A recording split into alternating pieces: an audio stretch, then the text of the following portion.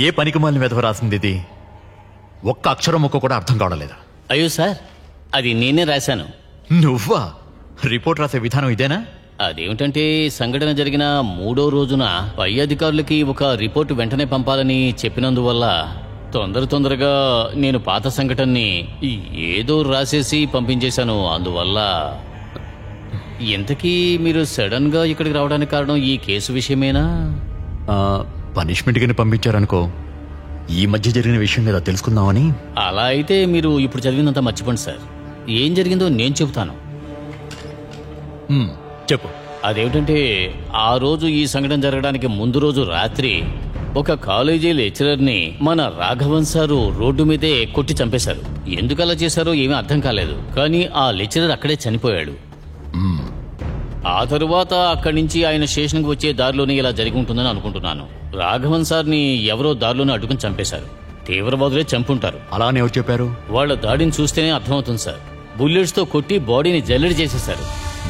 వాళ్ళ పాత పగని తీర్చుకున్నారు సార్. సార్ అక్కడ చూడండి. ఇంతకు ముందు రాఘవన్ సార్ వాళ్ళ కూటమిలోని ఇద్దరిని షూట్ చేసి వాళ్ళ ఆయుధాలని ఇక్కడ వేలాడదీశారు. అంటే ఇప్పుడు ఈ రాఘవన్ కొట్టి చంపాడన్న పోస్ట్ మార్టం లెక్చరర్ రిపోర్ట్, దాని కాపీ ఈ ఫైల్లోనే ఉంది సార్. ఆ తీవ్రవాదులిద్దరిని దారుణంగా చెత్త కొట్టేశారు.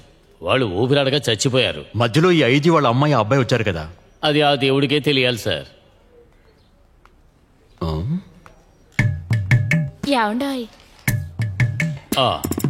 అది అక్కడే పెట్టేసి వెళ్ళిపో. నా వైఫ్ సార్, పావళం. సరిపోయింది. ఈ ప్రాబ్లం క్రియేట్ చేసిన ఆ స్టూడెంట్స్ కాలేజ్ ఏది? అదే సార్, నరసింహ మెమోరియల్. ఓ, ముంబైలో ఈ మధ్య. అదే సార్. వాళ్ళ పార్టీ పెట్టిందే సార్. వాళ్ళకి చాలా ఇన్ఫ్లుయెన్స్ ఉంది. ముందు నువ్వు వెళ్ళి తిను, వెళ్ళు. ఒక్క నిమిషం. రేపటి నుంచి మీ వైఫ్ నాకు పెడతారని అడుగు. సార్, అరే మధ్యాహ్నం భోజనం నీతో పాటు నాకు పెడతారని అడగవయ్యా. నేను ఏర్పాటు చేస్తాను సార్.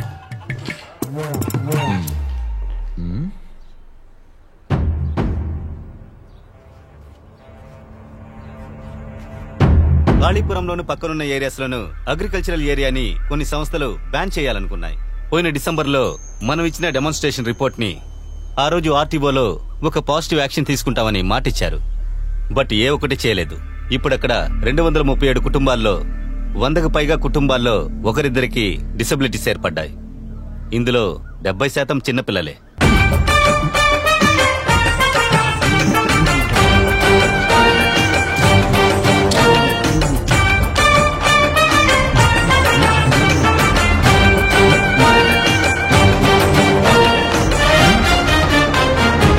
ఇప్పుడు మన సహాయం వాళ్ళకి కావాలి. In terms of medication, regular medical checkups and other substances. వీటన్నిటికీ పరిష్కారం కావాలనే పంచాయతీకి, ప్రస్తుతం ఉన్న ఎమ్మెల్యేకి రిక్వెస్ట్ ఇచ్చాం. దాన్ని మెయిల్లో పంపించాం. సార్, నువ్వు వెళ్ళి అబ్బాయిని ఇక్కడికి రమ్మని చెప్పు. లేదు సార్, అది ఇప్పుడే వెళ్ళి పిలుచుకురా. వీటిని ఇలాగే వదిలేసామంటే ఇది కొంచెం పట్టుకో. దారుణం పెరిగిపోతూ ఉంటుంది. So that's it for today guys. మిగతావి మాయా బ్రీఫ్ చేస్తుంది.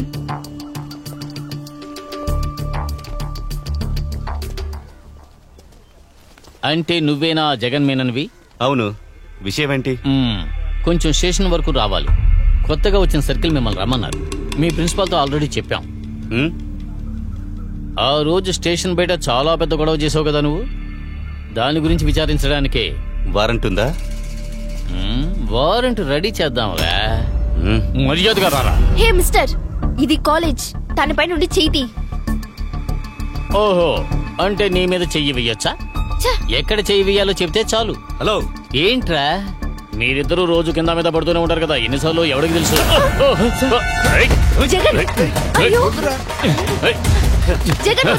పోలీసు ఉద్యోగం చేస్తే నోటికొచ్చినట్టు మాట్లాడతావా ఏంటి?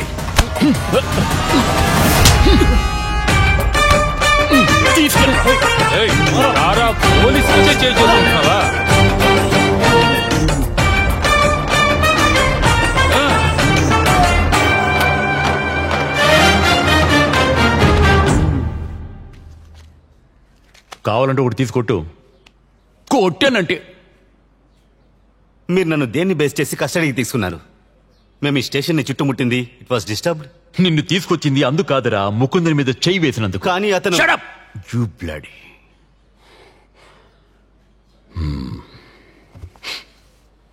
తీవ్రవాదుల దాడి అని ఊర్లో 10 మంది చెప్పుకుంటారు. నువ్వు చెప్పు, ఎందుకలా చేశారు? యువరక్తమా లేక వీరత్వమా లేక వేరే ఏదైనా వైరాగ్యమా? సార్, ఫస్ట్ ఆఫ్ ఆల్ బాడీని తీసుకెళ్లేటప్పుడు నేను స్పాట్ లో లేను. జేకబ్ సార్ రిలేటివ్స్ రావడం వల్ల I was head the hospital with them. CI Raghava ప్రాణాలతో దొరుకుంటే ఒకవేళ అతన్ని కాల్చి ఓ చంపేవాడు. అలాగా?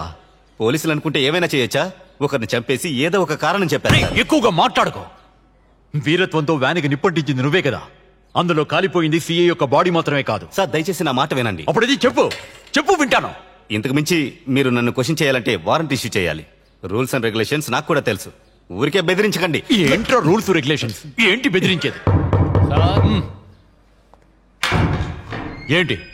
సార్, ఆ కుర్రాన్ని తీసుకెళ్ళడానికి వాళ్ళ వకీలు వచ్చాడు. కొంతమంది కుర్రాళ్ళు కూడా వచ్చారు.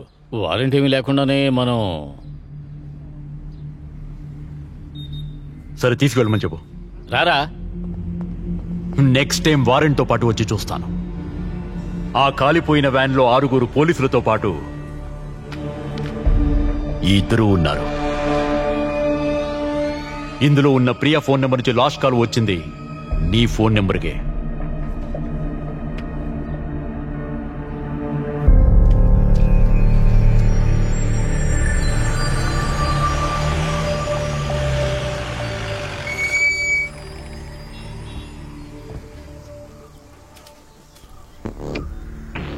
ఏంటి మణి? నువ్వు త్వరగా సిద్ధమైరా. నంబియార్ సార్ చూడాలంటున్నారు. త్వరగా రాబోయ్.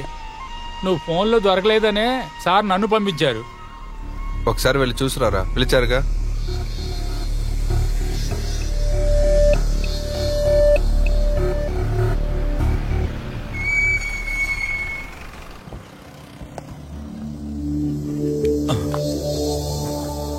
రాబోయ్.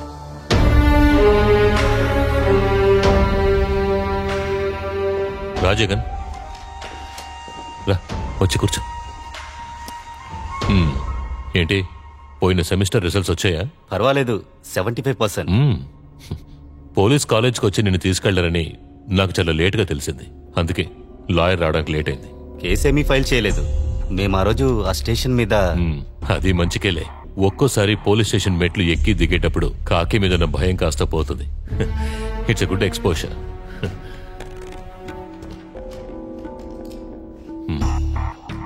తెలుసు కదా, కాళీపురంలో మొట్టమొదటిసారిగా మన పార్టీకి ఓ సీటు దొరికింది.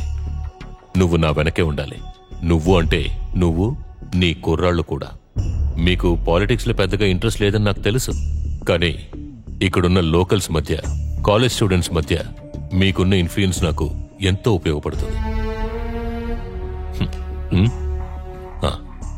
ఎక్కువగా ఆలోచిస్తే నో అని చెప్పాలనిపిస్తుంది. అందుకే అదేమొద్దు. నీకు ఎప్పుడు ఏం కావాలన్నా ఇదిగో మణితో చెప్తే చాలు. రే మణి, సార్, వెళ్ళి డ్రాప్ చేసి. అలాగే సార్. వస్తాను.